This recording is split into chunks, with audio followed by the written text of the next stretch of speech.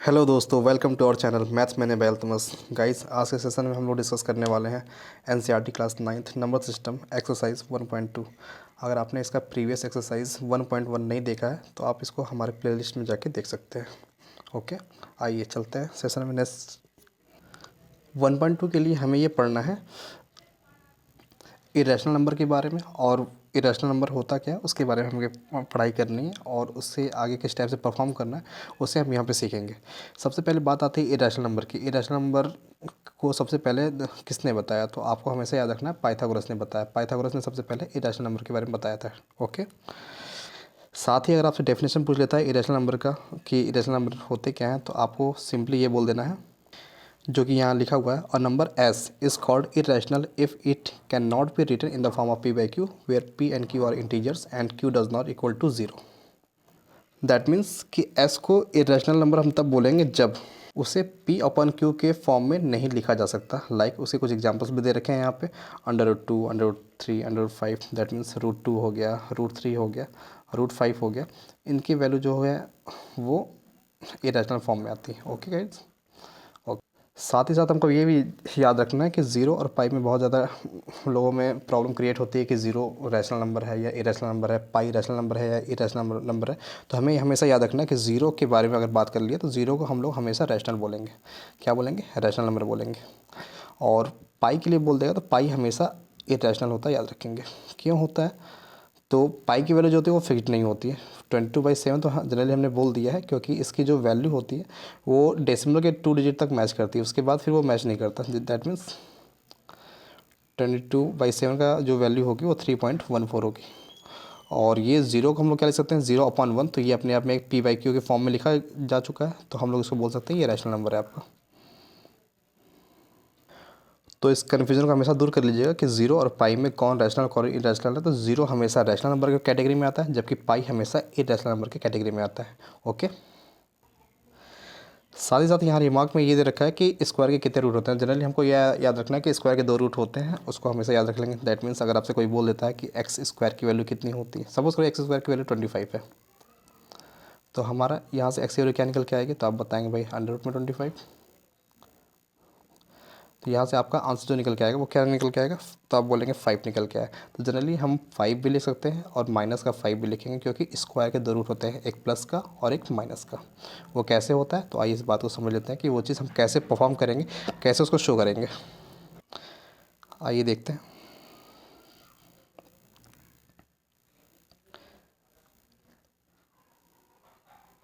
अगर आपको यही क्वेश्चन दे रखा है, सपोज करो एक्स स्क्वायर इक्वल टू 25 है, तो क्या मैं इस 25 को इक्वल टू किधर नहीं बुला सकता?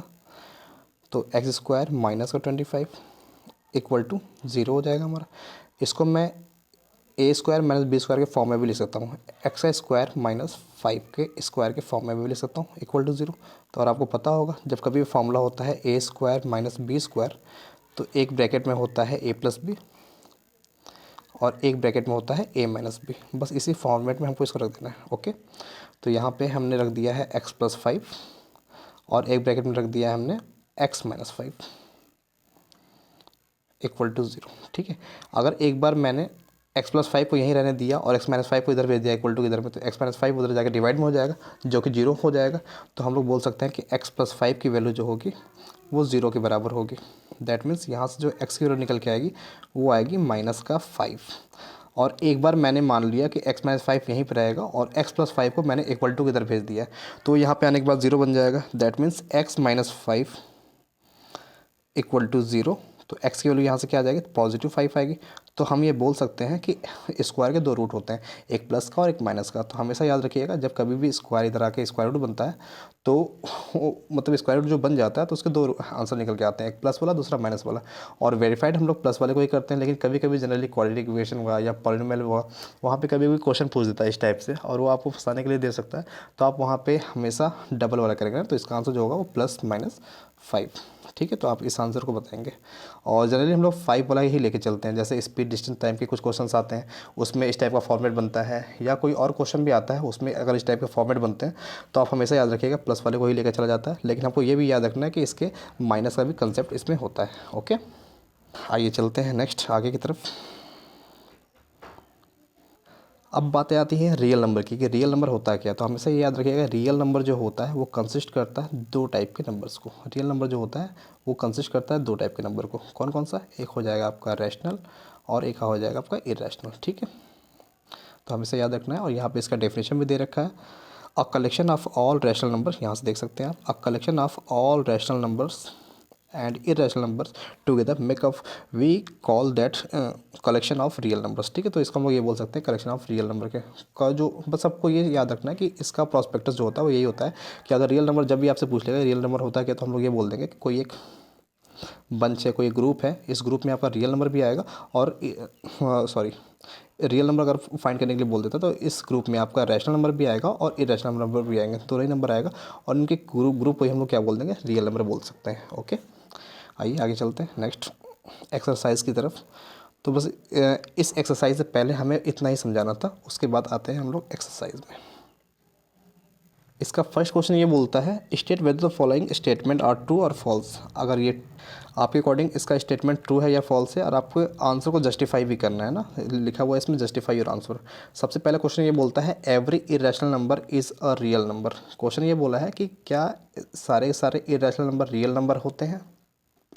तो हम लोग बोल देंगे बिल्कुल यस, इसका आंसर जो हो जाएगा ट्रू हो जाएगा, क्योंकि हमको पता है कि रियल नंबर जो होता है वो कलेक्शन ही होता है रैशनल और इरेशनल का। तो ये बोल रखा है कि सपोज करो ये रियल नंबर का एक ग्रुप है, एक बंच है, ठीक है, और इसने बोल रखा है कि क्या सारे के सारे इरेशनल इसमें आएंगे, क्या सारे के सारे इरेशनल नंबर रियल नंबर होते हैं। तो बिल्कुल ये सारे के सारे इसमें आ जाएंगे, क्योंकि इसके इस बंच के अंदर दो दो टाइप हैं।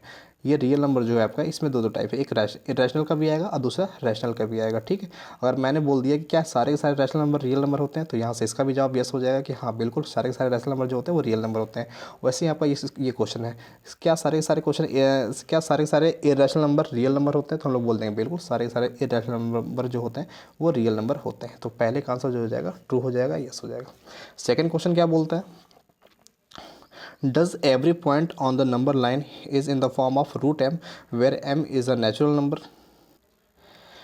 ये वाला जो कंसेप्ट है ये आयोटा कंसेप्ट होता है। लाइक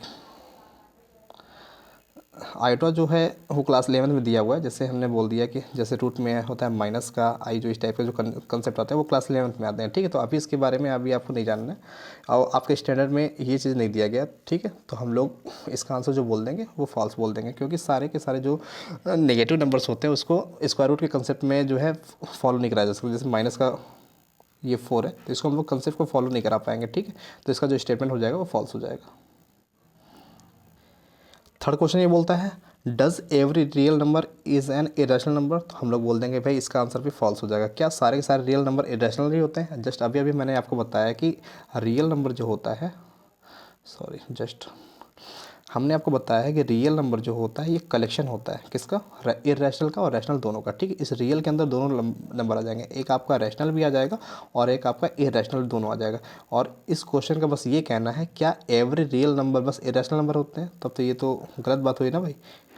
क्या रियल नंबर, क्या सारे के सारे रियल नंबर बस इरेशनल नंबर होते हैं, तो हमारा स्टेटमेंट फॉल्स हो जाएगा, क्योंकि सारे के सारे रियल नंबर जो होते हैं वो रैशनल और इरेशनल दोनों को कलेक्शन को मिला के बनाए जाते हैं, ना कि स्पेसिफिक ओनली इरेशनल नंबर को। ठीक है, तो इसका स्टेटमेंट जो होगा वो फॉल्स हो जाएगा। ठीक है, आइए चलते हैं नेक्स्ट क्वेश्चन सेकंड की तरफ। अब सेकंड क्वेश्चन ये बोलता है are the square root of all positive integers irrational. क्या सारे के सारे पॉजिटिव इंटीजर्स कि स्क्वायर रूट अगर करने पे क्या वो बातें इरेशनल आती है। इफ़ नॉट, अगर नहीं तो give an example of the square root of the number that is a rational number. ठीक है, तो आपको एक एग्जांपल दे के भी इसको बतानी है कि आपकी स्टेटमेंट अगर फॉल्स आता है। अगर इफ़ नो, अगर आपका आंसर नो है तो आपको एक इसमें अपने तरीके से एक एग्जाम्पल भी देना होगा। तो आइए इसको समझते हैं, कुछ एग्जाम्पल्स हम लोग ले लेते हैं। आइए कुछ एग्जाम्पल्स ले लेते हैं। सपोज़ किया मैंने 1 लिया, 2 लिया, 3 लिया, 4 लिया, 5 लिया, 6 लिया, 7 हो गया, 8 हो गया और 9 हो गया। ठीक है, ये सारे सारे क्या है, पॉजिटिव इंटीजर्स हैं। अगर मैंने सबके रूट निकाल लिए, क्योंकि क्वेश्चन में बोल रहा है स्क्वायर रूट निकालने के लिए, तो मैंने भी सबका स्क्वायर रूट कर दिया। आपको बस एग्जांपल समझाने के लिए मैं ये काम कर रहा हूँ। ओके, बोलता है कि क्या सबके रूट निकालने के बाद सबके सब क्या इरेशनल ही आएगा। देखो 1 का रूट निकाला तो 1 क्या हुआ अपने आप में 1 इसका, क्योंकि 1 का रूट कर लो, क्यूब रूट कर लो, कुछ भी कर लो, आंसर क्या होता है 1 ही होता है। देखो √2 जो है ये अपने आप में इरेशनल की कैटेगरी में आती है, ये अपने आप में इरेशनल आएगा, जबकि ये अपने आप में रैशनल आया हुआ है। ठीक है, √3 अपने आप में इरेशनल आ जाएगा √4 अपने आप में ये 2 बल के आ जाएगा, तो ये अपने आप में रैशनल नंबर हो जाएगा, ठीक है। और √5 अपने आप में इरेशनल है, आई लिख देता हूँ मैं। √6 अपने आप में इरेशनल है। √7 अपने आप में इरेशनल है। और √8 अपने आप में इरेशनल की कैटेगरी में ये भी जाएगा। और √8 अपने आप में क्या है, रैशनल है। तो हम ये नहीं बोल सकते कि जितने भी पॉजिटिव इंटीजर्स हैं सबके स्क्वायर रूट करने के बाद वो हमेशा इरेशनल की कैटेगरी में ही जाएगा, क्योंकि देख लो यहाँ पे इसको फॉलो करने वाले 1 से लेके 9 तक के बीच में देखो 1 ही है, और ये 4 है, और ये 9 है, जो कि इस स्टेटमेंट को फॉलो नहीं करता है। तो हम लोग इसका आंसर क्या बोल देंगे, नो बोल देंगे, ठीक है। ओके, आते हैं नेक्स्ट। क्या क्वेश्चन था, पहले मैं इसको इरेज कर लेता हूँ। क्वेश्चन बोलता है show how √5 can be represented on the number line. Number line के ऊपर √5 को कैसे आप रिप्रेजेंट करोगे। तो आइए शो करते हैं। आपने नंबर लाइन तो पढ़ा होगा। नंबर लाइन में सपोज करिए वेयर इज पेंसिल, या नंबर लाइन तो आपने पढ़ा होगा। सपोज कर लेते हैं ये 0 है, ये 1 है, ये हो गया 2 हो गया, ठीक है। तो हमने क्या किया, यहाँ से यहाँ तक की डिस्टेंस को ले ली। ये अपनी डिस्टेंस अपने आप में 2 है, ओके। मैं यहाँ से क्या करूँगा, परपेंडिकुलरली यहाँ से 1 यूनिट में ऊपर की तरफ जाऊँगा, ठीक है। ये 1 हो गया, ठीक है। और ये अपने आप यहाँ से यहाँ तक 2 है। और आपने पाइथागोरस थ्योरम पढ़ा होगा कि परपेंडिकुलर का स्क्वायर जो होता है वो सॉरी हाइपोटेनस का स्क्वायर जो होता है वो परपेंडिकुलर के स्क्वायर प्लस बेस के स्क्वायर के इक्वल टू होता है। आपने पढ़ा होगा। जैसे मैंने ये बोल दिया कि ये राइट एंगल ट्रायंगल है और यहाँ पे 90 डिग्री दे रखा है, तो इसके जस्ट सामने ये कौन है, यही अपने हाइपो है। तो ये हाइपो का स्क्वायर जो होगा वो परपेंडिकुलर के स्क्वायर के प्लस बेस के स्क्वायर के बराबर होता है, ठीक है। तो इसको हमने क्या किया, जनरली से मैच कर लिया, ठीक है। और आइए हम लोग देख लेते हैं यहाँ से यहाँ तक की डिस्टेंस, ये टोटल क्या है, 2 है अपने आप में। मैंने मान लिया 90 डिग्री है, और 90 डिग्री है भी यहाँ पे, मानना क्या है वो तो है ही। और ये 1 है, ठीक है। तो हम लोग को ये हाइपो निकालना है। सपोज करिए आपको बस ये हाइपो निकालना है। हाइपो को ही मैंने मान लो, सपोज करो मैंने एक्स मान लिया, ठीक है। आपको एक्स निकालना है, तो हमको पता है एक्स स्क्वायर इक्वल टू होता क्या है।